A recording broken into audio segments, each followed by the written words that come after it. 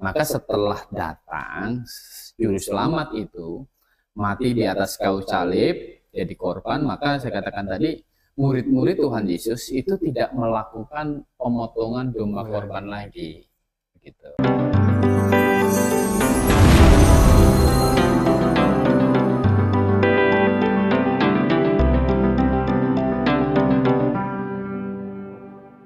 Menyambung dari diskusi kita di part kedua.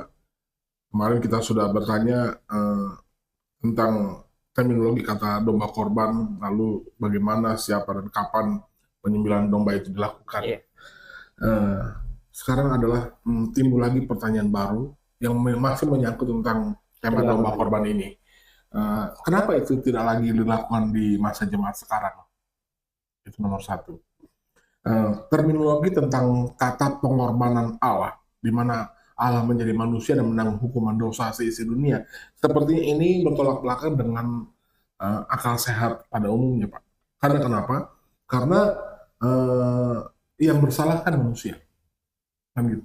Yang bersalah manusia, kenapa tidak Tuhan suruh hanya bertobat saja manusia? Atau manusianya dihukum? Manusianya langsung dihukum, yang setimpal kira-kira, terus supaya dia selamat, ya sudah disuruh bertobat dan akhirnya dia bisa selamat. Apakah Allah tidak bisa memberikan solusi yang seperti itu untuk menyelamatkan manusia? Karena sepertinya ini agak sedikit kurang bisa diterima akal sehat orang banyak, karena secara umum yang berdosa manusia, tetapi kenapa harus Allah yang berkorban? Sama juga banyak orang begini, Pak. Kenapa repot-repot alam jadi manusia? Pertanyaan sama dengan itu, Pak. Ini kan ujung-ujungnya ada juga yang kita. Silakan Pak Purnia. Ya, jadi mengapa kita pasca penyaliban Yesus Kristus, kematian dan kebangkitannya, murid-murid itu tidak melakukan korban domba lagi, begitu. Karena murid-murid Tuhan Yesus tahu bahwa Tuhan Yesus itu adalah hakikat dari domba-domba yang disembelih oleh orang-orang perjanjian lama, begitu.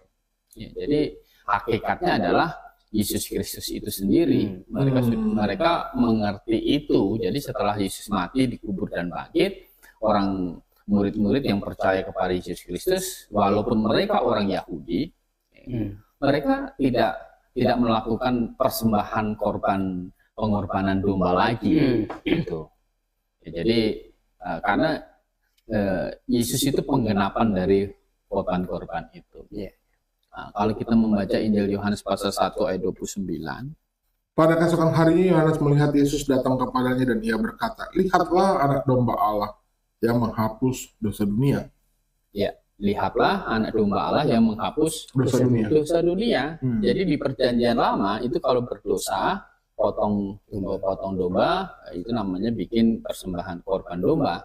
Nah, Yohanes Pembaptis menunjuk kepada Yesus Kristus, lihat nih anak domba Allah nih yang menghapus dosa dunia. Gitu.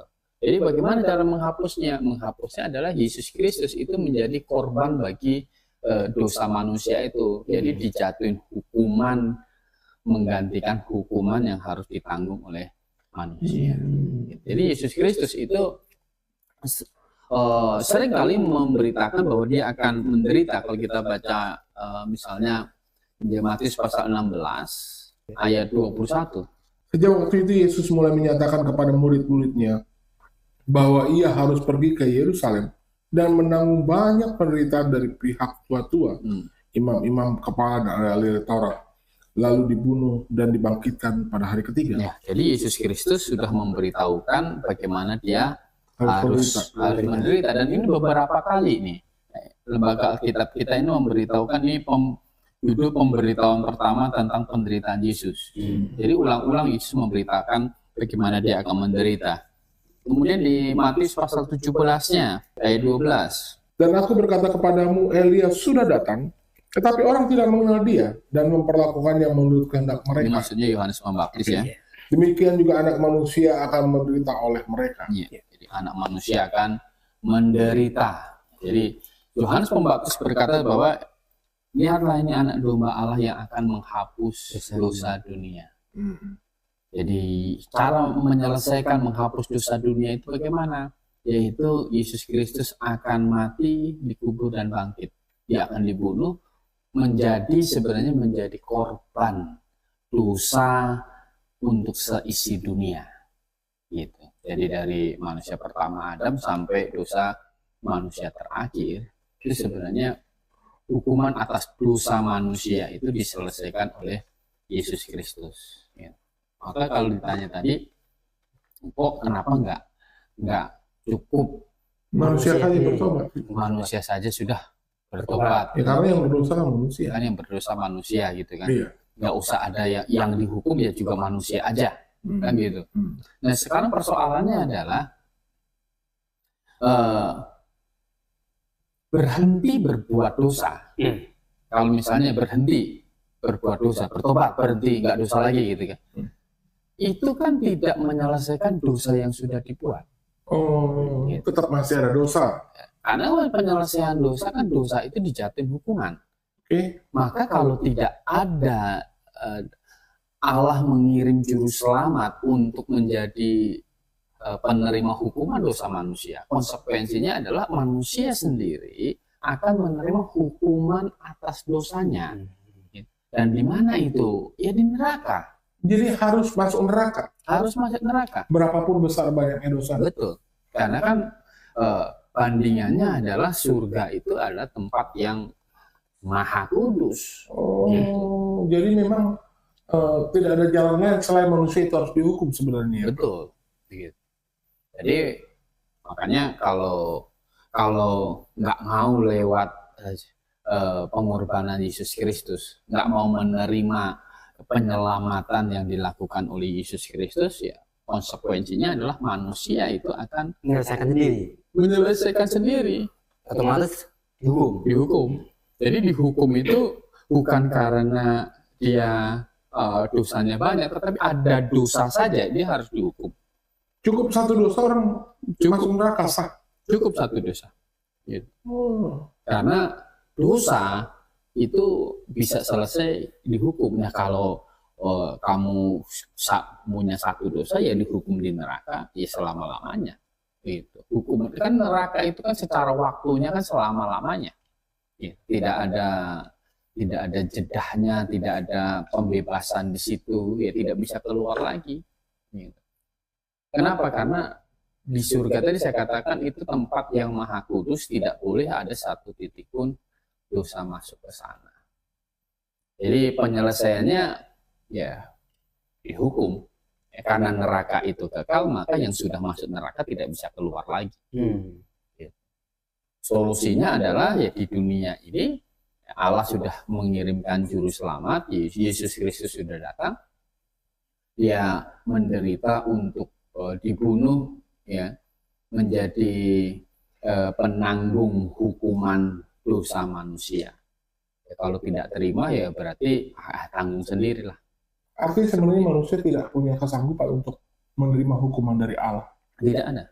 Makanya kan waktu jatuh ke dalam dosa, ide untuk mengirim juru selamat itu ya idenya Allah sendiri.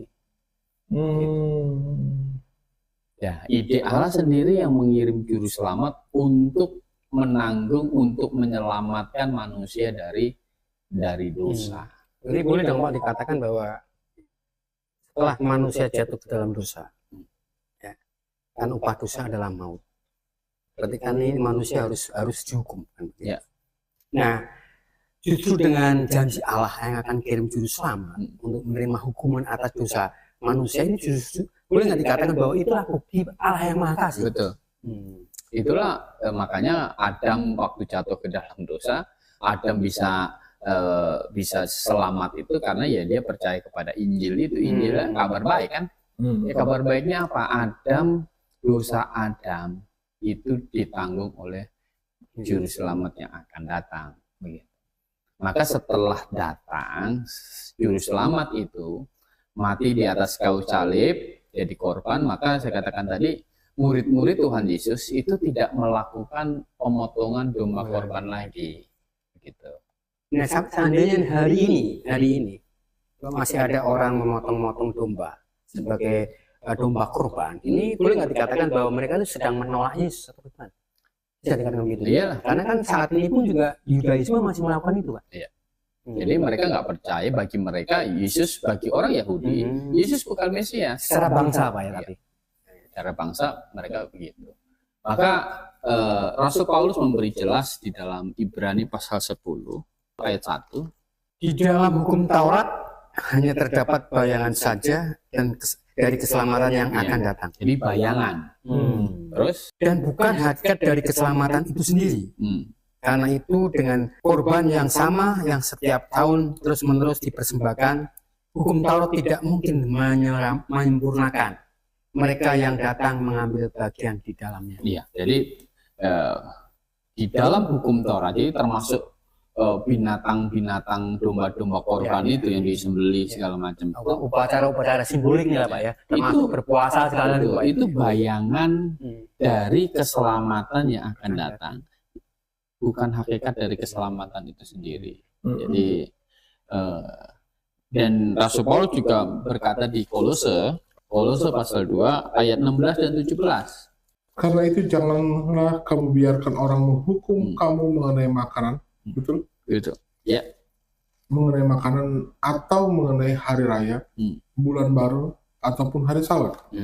Semua ini hanyalah bayangan dari apa yang harus datang, sedang wujudnya ialah Kristus. Iya. Jadi ya, di hukum Taurat kan juga mengatur tentang makanan, minuman, hari-hari raya, bulan baru, hari Sabat. Itu katanya itu juga bayangan, gitu. Bayangan dari apa yang harus datang, sedang wujudnya ialah apa? Kristus, gitu. Jadi ketika yang dibayangkan itu sudah datang, maka kan tidak perlu lagi melakukan bayangannya lagi.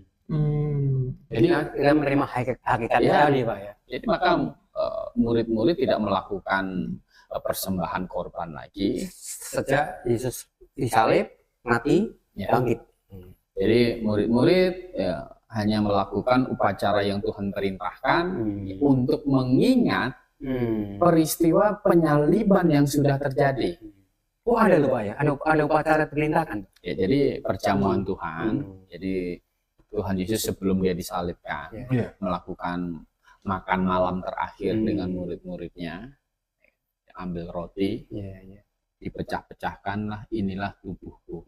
Apakah ini berarti perjamuan Tuhan yang dilakukan di tengah-tengah jemaat lokal itu setara dengan persembahan korban yang dilakukan oleh para imam di Perjanjian Lama? Iya, jadi Tuhan Yesus menggantikan upacara yang harus dilakukan untuk mengingat yang sudah terjadi. Kalau ini Perjanjian Lama yang akan datang. Perjanjian Lama kan yang akan datang. Jadi dengan roti itu inilah tubuhku, dan minum cawan yang berisi anggur inilah darahku.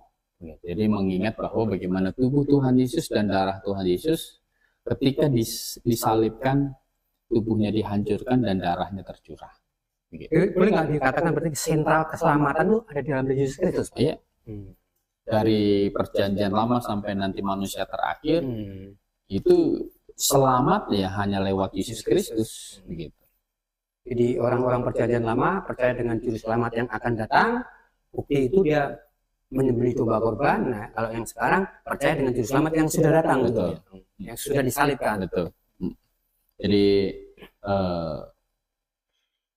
korban domba sudah tidak dilakukan lagi karena memang sudah terjadi penggenapan itu. Yesus Kristus yang anak domba Allah sudah disembelih. Jadi kalau boleh dikata Yahudi sekarang masih dalam penantian, gitu. Ya. Betul, Pak, ya? Kalau kita dia tidak percaya Yesus Kristus kan? Masih dalam penantian. Dia tidak percaya. Memang berarti memang ada yang bergeser ya, Pak. Jadi waktu zaman dulu kan orang Israel sebagai tiang penopang berdasar kebenaran. Jadi sekarang itu ada di tengah-tengah jemaat lokal. Jadi tidak ada lagi bangsa yang Tuhan yang tegakkan sebagai bangsa yang Nggak ada. besar. Jadi sekarang ini yang penopang dan dasar kebenaran kan jemaat lokal. Maka di 1 Petrus pasal 2 ayat yang ke-9 itu dia bicara kepada orang-orang yang percaya kepada Yesus Kristus. Ya. Tapi kamulah bangsa yang terpilih, Ya. imamat yang rajani, bangsa yang kudus, umat kepunyaan Allah sendiri, supaya kamu memberitakan perbuatan-perbuatan yang besar dari Dia, yang telah memanggil kamu keluar dari kegelapan kepada terangnya yang ajaib. Ayat 10. Kamu yang dahulu bukan umat Allah, tetapi yang sekarang telah menjadi umatnya, yang dahulu tidak dikasihani, tetapi yang sekarang telah beroleh belas kasihan. Iya. Jadi kamulah bangsa yang terpilih. Jadi umat kepunyaan Allah sendiri itu bukan bicara kepada bangsa Israel sekarang. Tapi jemaat. Ini jemaat. Berarti kita bisa disebut bangsa pilihan Allah dong ya? Kita itu bukan, kita kan jemaat.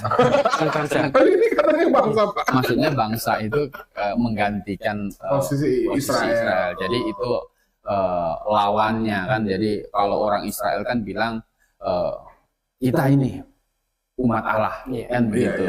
Nah ini kan orang-orang yang dikirimin oleh Petrus ini adalah orang Yahudi juga.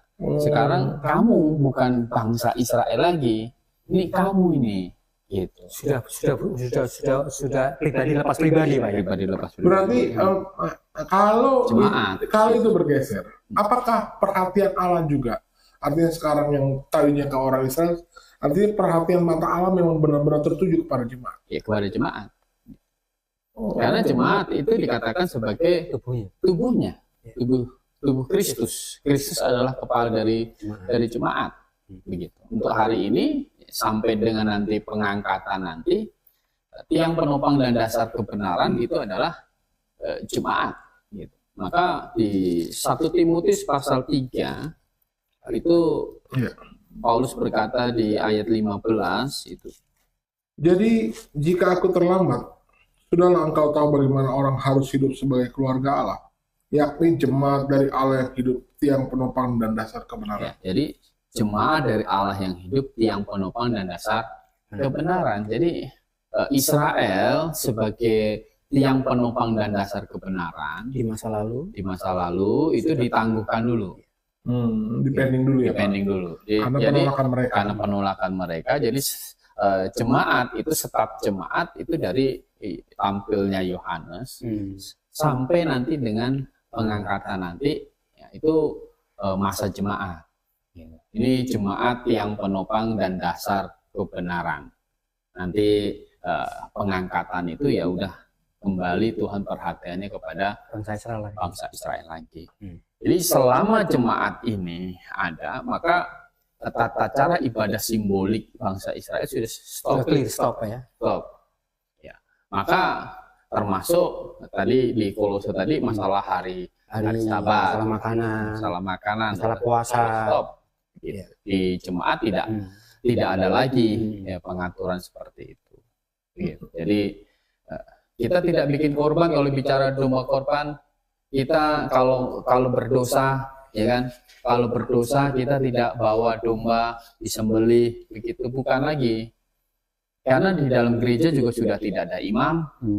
Kita kalau jatuh ke dalam dosa, mengaku langsung kepada imam besar kita, Yesus Kristus.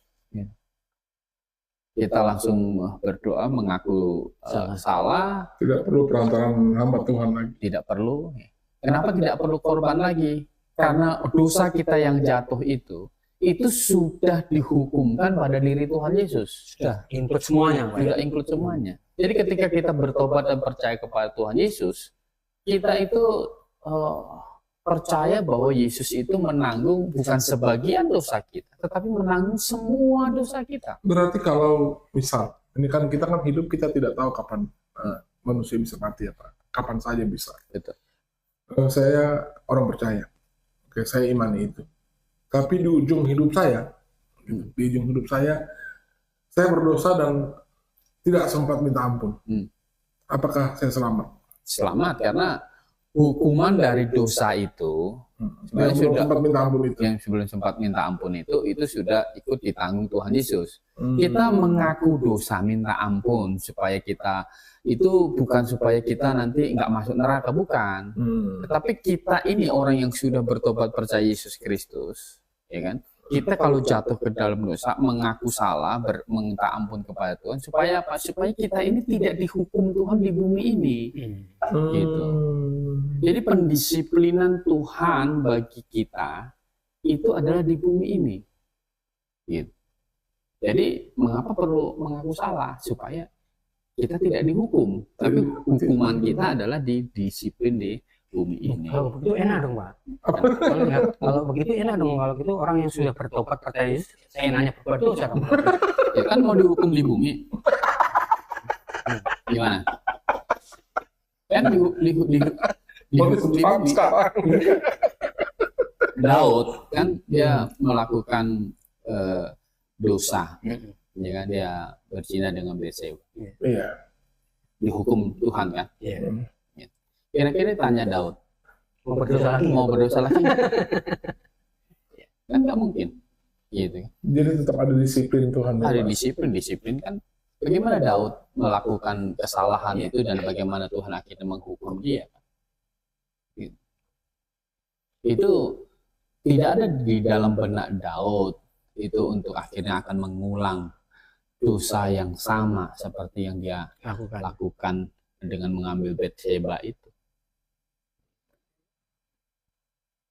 Ya, tapi kalau mau ya Tuhan hukum saja saya di bumi, nggak ada orang pikiran begitu. Hukuman Tuhan itu berat. Jadi nggak bisa manusia kalau sudah bertobat sembarangan berbuat dosa ya Pak. Jadi makna daripada domba korban tadi, penyembelihan domba, makna daripada inti teologisnya itu simbol dari juru selamat. Ya. Gitu Pak ya, intinya ya Pak. Betul. Jadi makanya sekarang kita ini yang sudah menerima Yesus Kristus sebagai Tuhan dan Juru Selamat tidak melakukan itu. Tidak melakukan. Oke, baik. Saudara, Anda bisa menyaksikan keseluruhan dari video ini, di mana Alkitab mengajarkan bahwa Yesus adalah anak domba Allah yang dijanjikan Allah sendiri sejak Adam dan Hawa pertama kali berbuat dosa. Dan itu terus diingat oleh orang-orang yang percaya mulai dari Abraham, naik ke Musa, bahkan sampai sekarang, bahwa janji itu sudah datang 2000 tahun yang lalu. Jadi kita tidak perlu lagi melakukan penyembelihan domba yang seperti Abraham lakukan, tetapi kita cukup percaya kepada domba korban yang sudah datang, yaitu adalah Yesus Kristus sendiri, yang menang hukuman dosa seisi dunia, dan terhitung pula dalamnya adalah dosa kita. Ya, kalau Anda ingin selamat, tentu tidak ada jalan lain. Anda tidak bisa merekayasa jalan keselamatan sendiri, karena Tuhan punya ketetapan bahwa setiap dosa harus dihukum. Dan hukuman dosa berarti adalah Anda harus masuk ke dalam neraka yang kekal. Maka tidak satu pun manusia yang sanggup untuk menanggung hukuman akibat dosanya sendiri, apalagi menanggung dosa orang lain. Dan itu hanya dilakukan lewat Yesus Kristus saja. Baik, terima kasih Pak Kurnia. Baik. Kami sudah paham betul bagaimana jalan keselamatan ditawarkan oleh Alkitab. Dan Anda bisa menimbang di dalam hati Anda dengan penuh hikmat, mana yang lebih logis untuk bisa menuntun Anda kepada keselamatan yang kekal. Baik, saudara, kalau Anda merasa bahwa video ini bisa memberkati Anda bisa share video ini ke teman-teman Anda supaya orang lain bisa merasakan berkat yang sama yang seperti Anda rasakan. Kalau Anda ingin mendukung kami, Anda bisa subscribe channel ini dan Anda bisa mendapatkan notifikasi kalau kami mengupload video terbaru. Terima kasih Pak Gembala Kurnia. Terima kasih Pak Yus. Selamat malam dan salam Maranatha.